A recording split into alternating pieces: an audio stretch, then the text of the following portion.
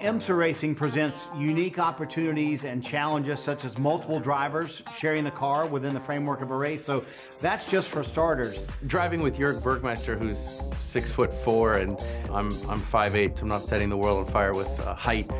The seats were on a sliding rail back in 2005, 2006, and one of those years the seat moved itself back on me and really was just a kid slouching in their parents' seat trying to see over the steering wheel. The situation with this team is a little bit different because Pat is not exactly the tallest guy in the paddock, while Jörg literally is the tallest guy in the paddock. So if you get out the measuring tape, I think Pat's about 5'8", Jörg about 6'4". So it's not easy to get these two guys to share the same car within any race. But now you throw into the mix that the seat adjuster has now broken inside of the car, and you have this situation going on where the seat is literally sliding back and forth inside the car.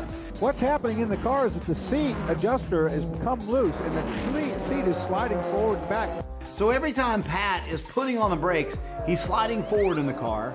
Every time he's hitting the gas, he's sliding back in the car. And this is happening 20 times a lap. There's 10 corners at Mosport. And then in the middle of all that, you have to keep in mind, oh, by the way, they're leading the race. So finally, Pat's seat gets locked all the way back in Jörg's 6'4" position. Actually, the seat is now slid all the way to the back and locked. So he has had to slide down in the seat so he can actually reach the pedals. The problem with that, he can't see out the rearview mirror, so he doesn't know when traffic's coming.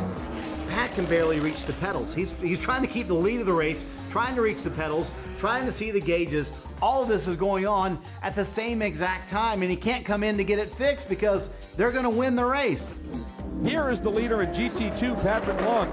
You can just picture Pat barely being able to see the gauges, barely being able to see over the wheel, trying to win the race, which they wind up doing. You know, these IMSA drivers do so much. They drive in the rain, they drive in all kinds of conditions, but that might have been the most impressive drive I've ever seen. Stranger to be in Jörg's driving position in the car. I can't say there was a more wild stint in my whole career.